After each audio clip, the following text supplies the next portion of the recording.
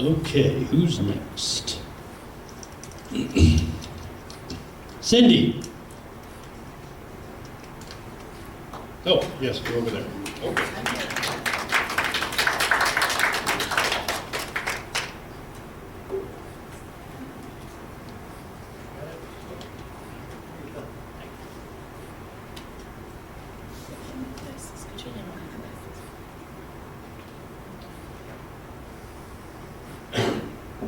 Hi, I'm Cynthia Martis, and I'm a lifetime resident of the Joliet Plainfield area.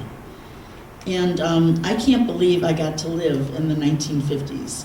So I'm going to share with you a little story that takes place in the mid-1950s. And it's a true story.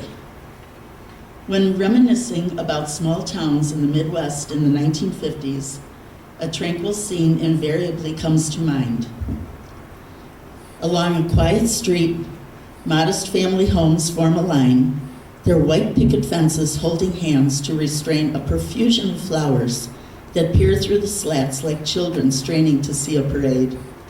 The people who live in these houses know themselves as neighbors, attuned to declared joys and agonies experienced by family members in the houses next door. They stand ready to help each other when needed, offering food to the sick or a ride to the doctor's office. The term brotherhood was a word as commonly used then as the word technology is now. And in most cases, its meaning was highly revered and practiced daily. Hardly anybody locked their doors. Children played outside from dawn to dusk, and the gardens bespoke a feeling of profound serenity. Time seemed to move much slower then. The days seemed longer, and the transition from one season to another was the talk of the day. My grandpa and grandma lived in such a neighborhood on the other side of the river when I was 8 years old.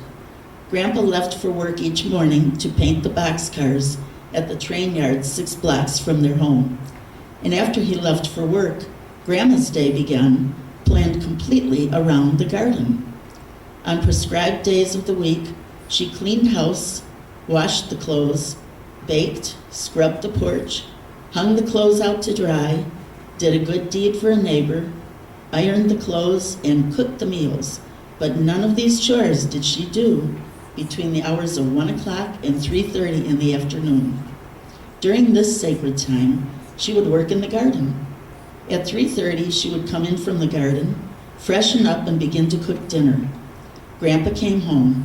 They ate and then watched Channel 2 until 10:30, at which time they climbed the creaky, narrow stairs to the second floor to sleep under ceilings painted with gold and silver stars on a night blue sky background. Because my siblings and I visited Grandma and Grandpa often, I knew of the schedule. My most vivid memory is of the time spent in the garden. Grandma would work in various sections of the property as my siblings and I concocted games within the confines of the white picket fence. Among the tall shade trees and the nectarine trees were nestled a series of fairy rooms, small parcels of property carefully laid out in rectangular patches, each exuding a particular aura. I experienced each section as a world unto its own, unable to explain the magic differential caused by a simple flagstone walk or tire tracks lined with daisies.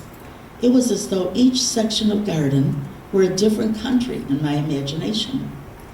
There was the tiny front yard, a mass of solid flowers with no room for grass.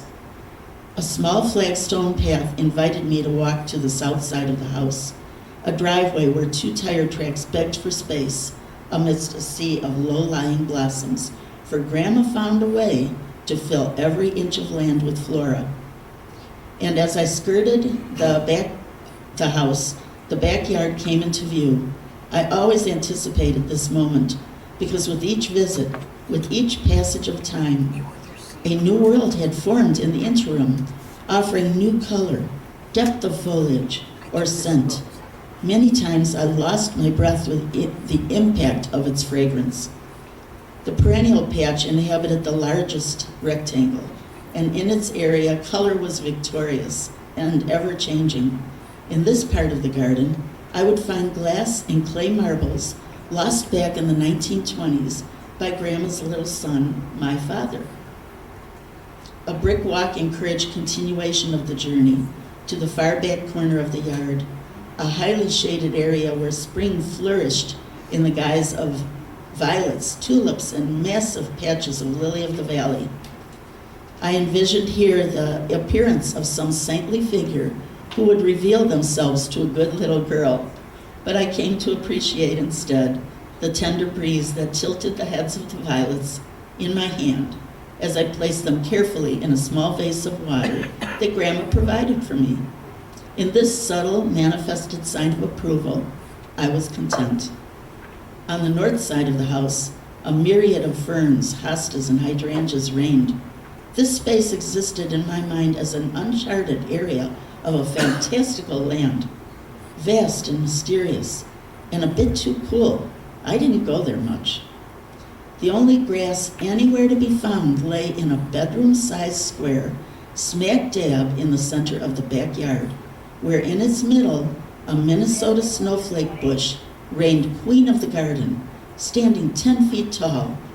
It flourished in an uncanny manner, its white-blossomed sprays reaching out in May as if to claim what little grass existed as its sovereign custody. And its fragrance, so intense was the scent that this viable characteristic flooded beyond the boundaries of grass or railroad ties or even the fence, casting itself on each gentle breeze like a living thing. Statues of Mary, the Mother of God, and St. Francis of Assisi took turns under its sprays, and we children held the boughs to our noses until we became dizzy from its boundless beauty and essence. Grandma refused to prune the branches, would instead tie them back in order to cut the grass, then release the knots when she was finished to shower scent once again throughout the garden. Grandma and Grandpa's comfortable routine seemed an ideal answer to my parents' problem back in 1956. The house that my parents had commissioned to be built was completed in February, and to avoid moving me from one school to another mid-year, it seemed a good idea to allow me to live with my grandparents Monday through Friday, where I could catch a bus that would take me to school until summer vacation at the end of May. So the plan was put in place. On Sunday evening, Grandpa and Grandma would back the car out of the garage and begin the journey through the tire tracks and across the river to pick me up. And on Friday night, they would make the same journey to take me back home, where I then spent the weekends with my family in our new house. Each weekday was the same, and winter turned into spring. Grandma waved me goodbye in the morning as I walked 3 blocks to the bus stop, and she was waiting for me when I returned at 3:30, except for one day in May. On that day, I opened the gate of the front picket fence, but Grandma was not at the door. I climbed the stairs and found that the door was, in fact, locked. With my lunchbox in one hand and my list of spelling words to be memorized in the other, I stood momentarily confused, then went back down the steps. I decided to go to the Minnesota snowflake bush. I crossed the little flagstone walk to the driveway and continued to the backyard, careful not to crush the blossoms between the tire tracks. I remember that trek to the grassy square in the backyard as the perfectly natural thing to do, as if the Minnesota snowflake bush occupied an unlocked room in the house. As I approached it, its scent filled me, and I stuck my face into its branches for a good whiff. Then I laid my lunch box in the grass and sat on it with my head in my hands, my spelling list dropped haphazardly at my feet. I don't remember what I thought was going to happen next. All I remember is that I wasn't afraid.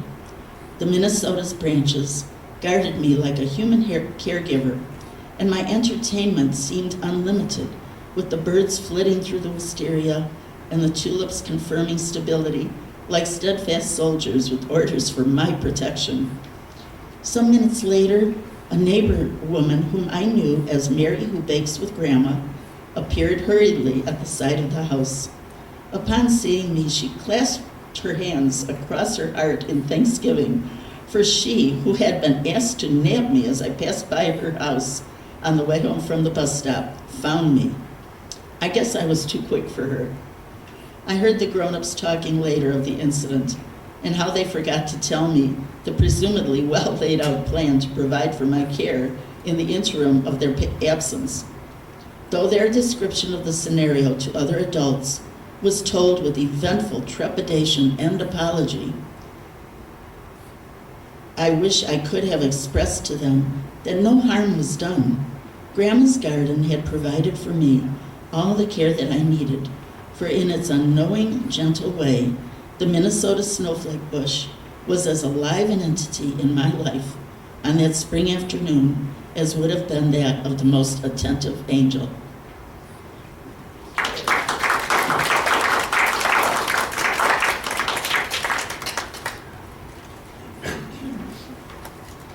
Okay, next up is Colleen. I'm coming to you, yes.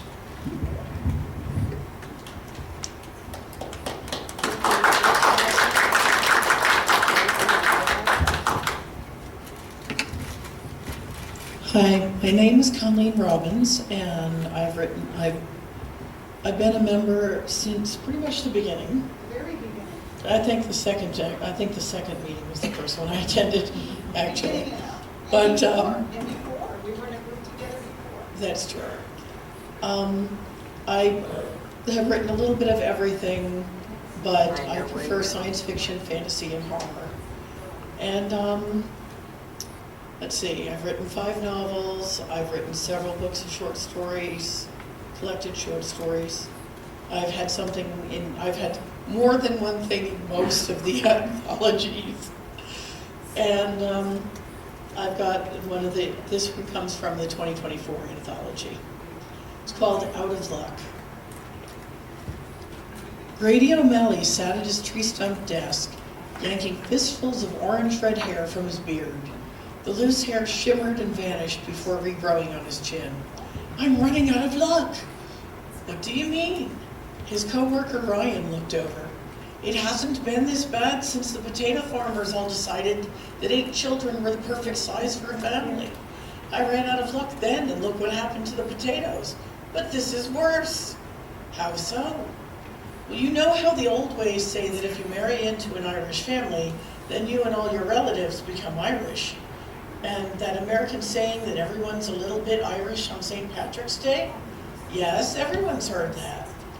Well, those dang Americans set out to prove it between their fascination with genealogy and that new DNA for you company.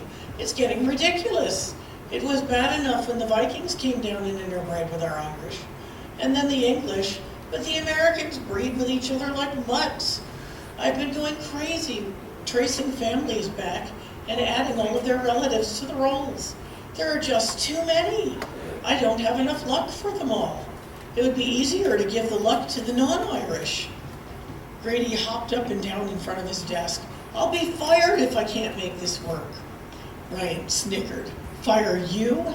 Where else will they find a leprechaun that can handle all this work? Your job is safe. Well, maybe I'll just quit then. And do what, Grady? Craft pots of gold for all those people without luck? You'd start a new flood with all the rain and rainbows. Cobbling is out. People just don't buy handmade shoes anymore, except for a few. What else can you do? Become a gardener? A gardener. His face brightened. You've given me an idea. Ryan, he hopped on top of his desk and did a little jig. I'll give them all gold. The next day, as the sun rose on St. Patrick's Day morning, thousands of daffodils sprouted and flowered across lawns and gardens in the United States, shining gold in the sunlight.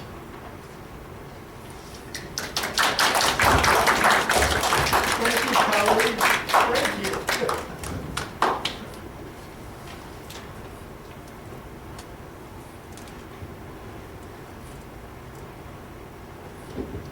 Sorry, I had to get a refill.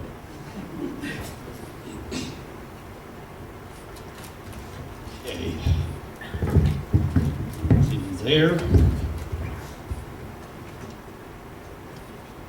And coming up next is Holly.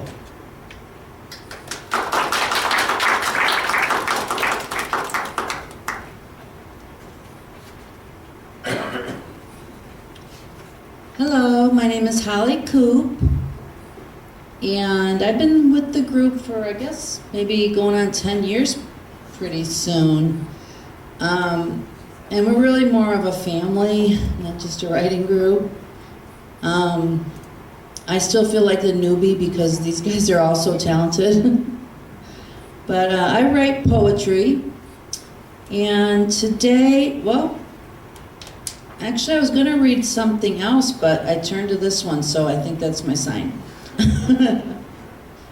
Okay, this is called, and it's in the 2024 anthology, and it is titled, it's on page 93, I Heard the Word Today. I heard the word today, but I will not give it worth. It will not rule my death, as it did not ordain my birth.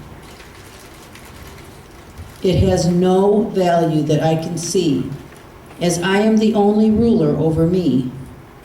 And so I will let it go. Over my thoughts, over my life, it will not take hold. I am a child of the Almighty God, and His promise dictates my state. Ask, you shall receive. Knock, the door will be opened. Seek, you shall find. I heard a word today, a word that will not define, a word that will not have dominion over my state of alive. For it is just a word, with no value that I can see. And though some may crumble when heard, I choose to give its worth deserved, which is none. There will be no rain on my life parade, because everything drenched will be dried from our glorious sun's rays. Thank you.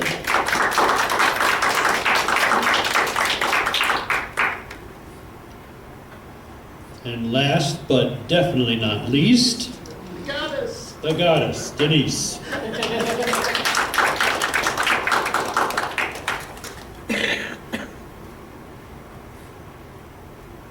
So when Dwayne said earlier about, oh, hail, Steward of Terra, you should know that the Steward of Terra hails me, usually on his knees, and he's the one who's coined the term goddess. And I'm going to rebut his rebuttal. Nothing is really all about him except when he's standing in front of the microphone.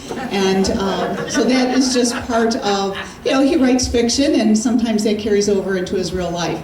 The other part that sounds a little bit like fiction is when people are announcing the page numbers and you're like, that's not right. So that's because, and I can show you because I did not come prepared with my own anthology, so I have one of yours I'm borrowing, is that you have a special edition with a message from the sponsors, so that brings all the pages forward because you have an extra page. So if you're like, oh, what, that's not on 84, right? Well, that's why. So, and I am going to read, and I'm going to give you the correct page number because I have one of your anthologies in my hand, an excerpt from Nutty Tina Swanson on page 84.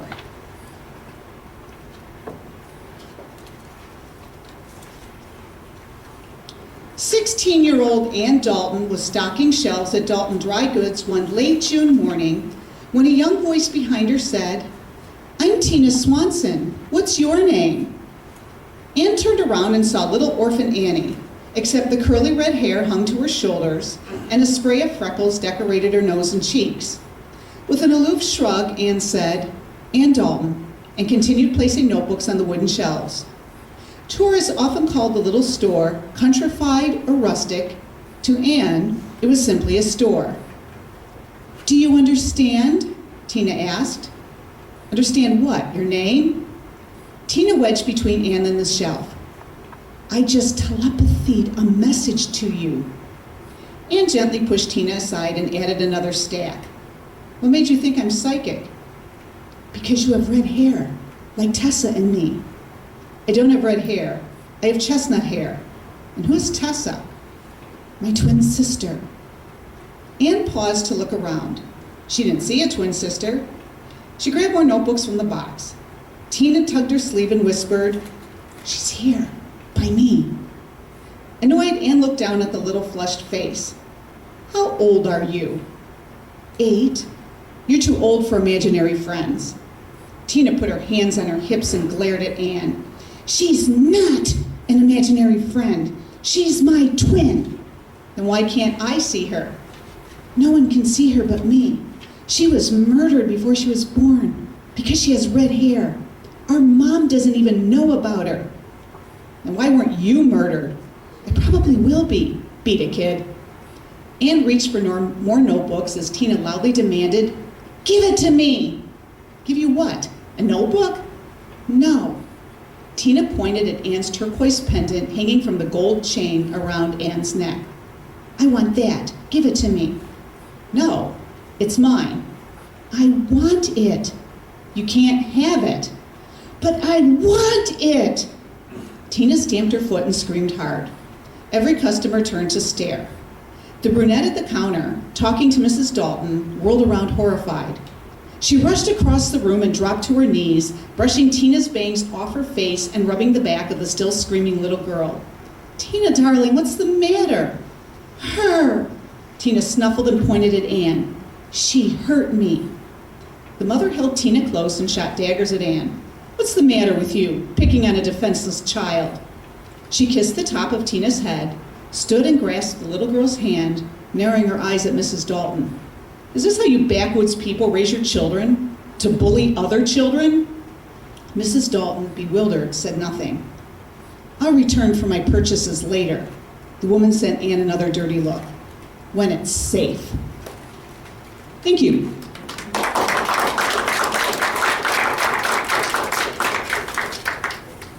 Okay, that is all for the reading part. We're now having them come up and Yeah, come up and say hi. and Sign your books. we'll find where our pieces are in the anthology, and we'll sign them for you, and it'll be great. Thank you so very much. Before anybody stands Oh. up, I have one thing to do. Okay. And before you do one thing, I have one more to say that I forgot. Yeah, I have to tell you guys, anybody who was here the first one, there was somebody really amazing who came up to us. We had a member that isn't here today who had taken his piece. He had a work late, he came in late, and he divided it in 3 pieces. And I read a part spontaneously, he read a part, and another member who isn't today read a part. And it was the last piece, and everybody loved it. And someone came up and said, "My gosh, are you at Bicentennial Park? This should be at Bicentennial Park." And if you're in the room, thank you. And if not, you should know someone in your midst gave us an idea that has really blossomed, because I wound up, after thinking about it, seriously, you guys, sending a proposal to Bicentennial Park. And that April, and this April will be the 4th time, we have put together radio-style theater performances of original works based on an idea that came out of this room from one of the Timbers residents. True story. Timothy's pointing. Is somebody raising a hand? Is like the person with the... Was that you? Oh my gosh, please stand up. The first year we did it as a variety show. The second year's was called Fragments of Time. Last year was We Can Be Heroes, and this year is Noir. And as Amy knows, and just so you guys are aware, when we have the flyer, we'll send it. All members of the Timbers Book Club can come in free of charge. We have a matinee at 2 p.m. on April 18th and an evening performance at 7 p.m. because we are so thankful to you and your fellow readers for blessing us in a way we can't even begin to tell you. And that's a radio player, and him and her, and Holly over here, and Maureen, and almost Colleen. I participate. I mean, seriously. And Dwayne, yeah, back here. And so that's our thank you to you. So members of the Timbers Book Club, you are comped always. If you want to come out, we'll get you a flyer. And thank you. You are great. Thank you. Come on up. What? Oh, you, yeah. Go ahead. So every year, since the very first year that Denise has been doing this wonderful opportunity for the residents, we've always given a little gift. And I rack my brain every year to do something neat. This year, I came up with the idea, so I always try to incorporate their books and their stories as best I can. And so this year, you're getting a little light bulb. And it says, "Your stories bring light to our days." And inside is actually hole punch pieces of a copy, not your actual books, a copy of one of your pages of your stories. So they are personally personalized with it, and then the book is in there, and if you're in both anthologies, both books are in here, and if not, then the same book is on both sides. So I do have to hand these out in order because they literally do have your pages in there. So Denise, you're first. See, I'm not always late.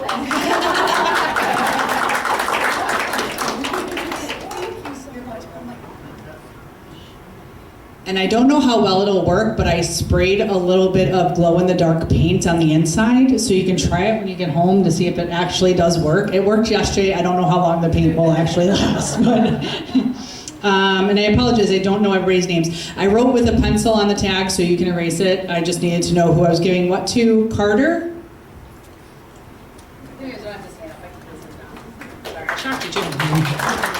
Judy? Judy's not, okay. Thank you. Her, the name's like, that's what it is. So. Jenny. Jenny, you're next. Colleen.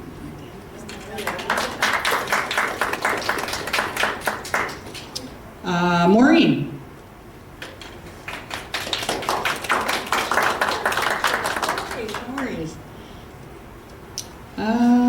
Sue.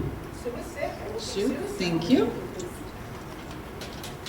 And Holly.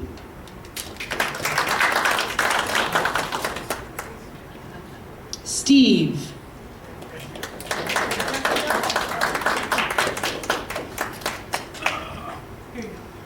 Cindy. Ed.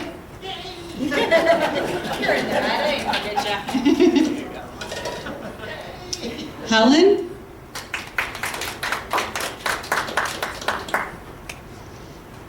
And Dwayne.